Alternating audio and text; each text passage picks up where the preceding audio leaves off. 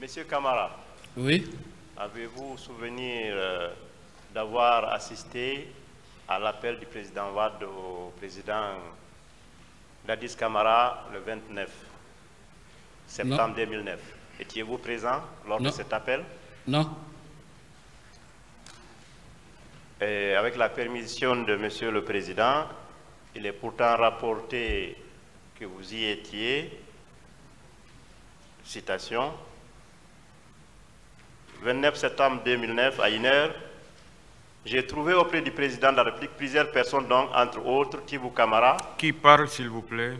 Monsieur Moussa Camara, secrétaire permanent. Moussa Keita, Mandjou Dioubate et autres. Souvenez-vous de cette rencontre? Ça date peut-être, vous avez oublié. Non. Est-ce que vous n'aviez pas été commis pour rédiger un communiqué d'apaisement ce jour-là? Non, je ne me souviens pas. Ok. Monsieur Camara, vous étiez présent la veille, le 27, vous l'avez dit. Vous étiez présent le jour et, selon le témoignage de votre collègue, vous étiez également présent le lendemain. Est-ce qu'il est possible d'être présent au haut sommet et ne pas pouvoir apporter aucun indice, aucune information permettant de connaître la réalité des massacres du 28 septembre? Est-ce que c'est raisonnable? Je vous laisse juger de mon témoignage.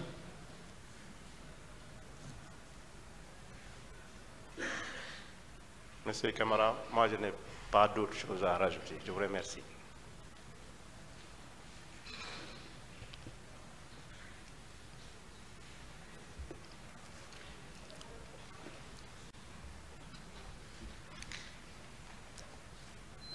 Merci, Monsieur le Président, honorable assesseur, de m'avoir donné la parole devant votre auguste et respectable tribunal.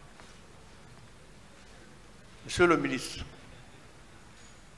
Monsieur Tibou Camara, vous savez qu'après le massacre du 28 septembre 2009, certains membres du gouvernement, à part vous, avaient démissionné, respectivement Justin Morel Junior au ministère de l'Information, Alpha Bari au ministère de la Fonction publique et Oumar Sano au ministère de l'Agriculture.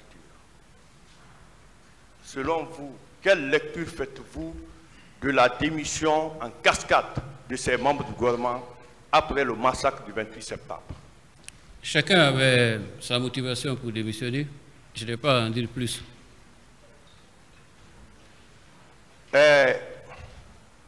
Dans votre procès verbal de témoignage en date du 10 août 2017, vous avez déclaré que dès après le massacre du 28 septembre, vous n'êtes plus venu au bureau.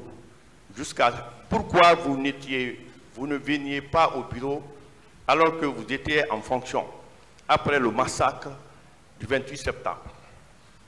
Non, j'étais un peu plus absent que d'habitude pour les raisons que j'ai déjà évoquées.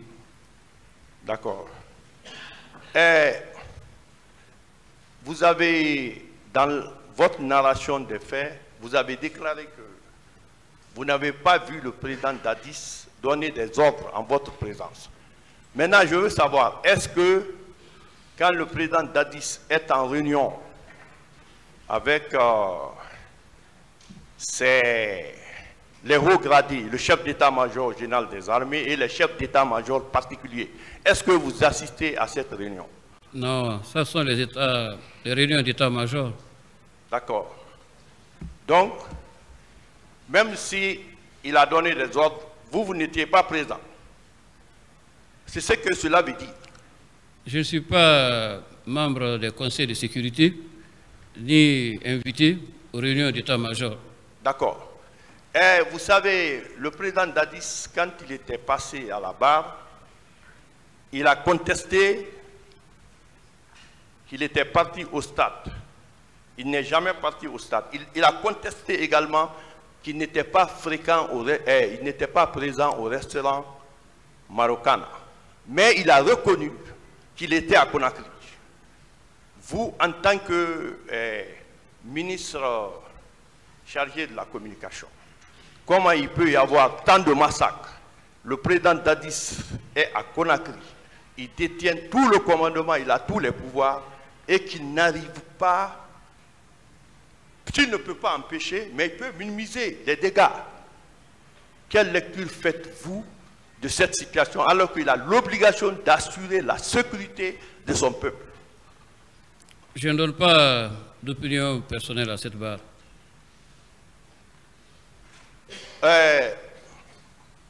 Monsieur le ministre, par rapport à Mandiou Djoubati, chargé de la presse, et vous, en tant que ministre chargé de la communication, quelles étaient vos attributions?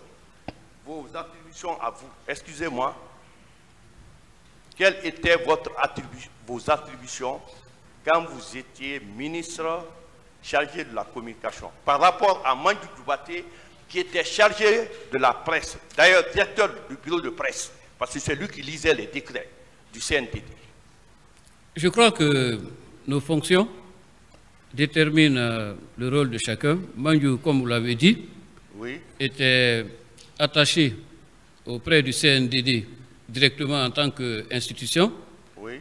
Et moi, j'étais auprès du président du CNDD et du ministre de la Défense pour gérer les relations avec la presse et discuter des sujets liés à l'information. D'accord.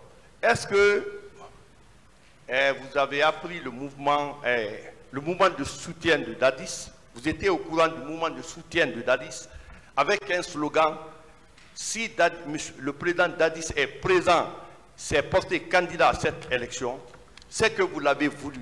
Il entend respecter votre choix et le verdict des urnes. Vous êtes au courant de ça? Les mouvements de soutien à travers Conakry. Le slogan selon lequel, si le président Dadis est candidat à cette élection, c'est que le peuple l'a voulu.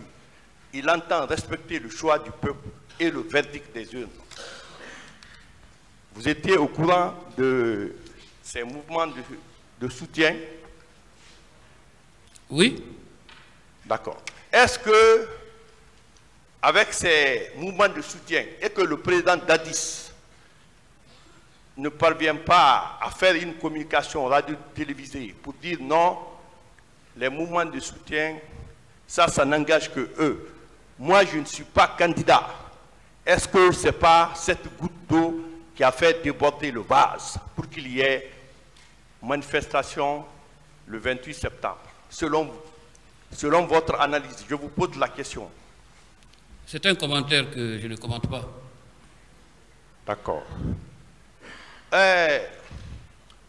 Monsieur Tibou Kamara, vous avez été membre du gouvernement depuis au temps du président Dadis, en passant par le président général Sekouba Konaté et avec le président Alpha Condé.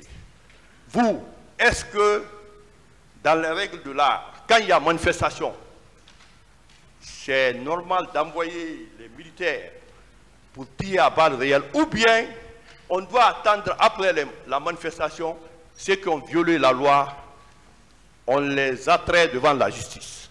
Vous, en tant qu'ancien membre du gouvernement, qu'est-ce que vous en dites?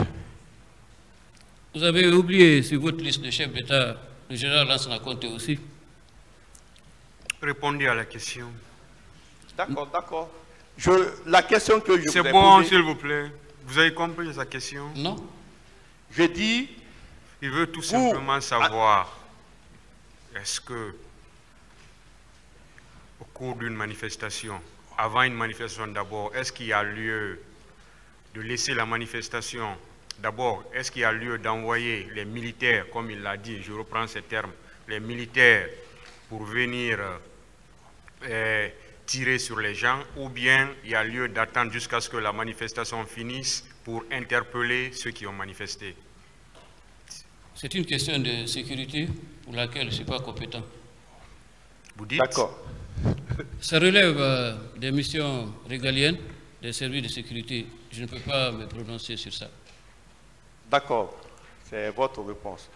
Monsieur Tibou, vous étiez à côté du président Dadis, mais lorsqu'il déclare sur les antennes de la RFI que quand c'est pas parce qu'on est président qu'on maîtrise la situation, qu'il y a des ministres, chaque ministre doit jouer son rôle.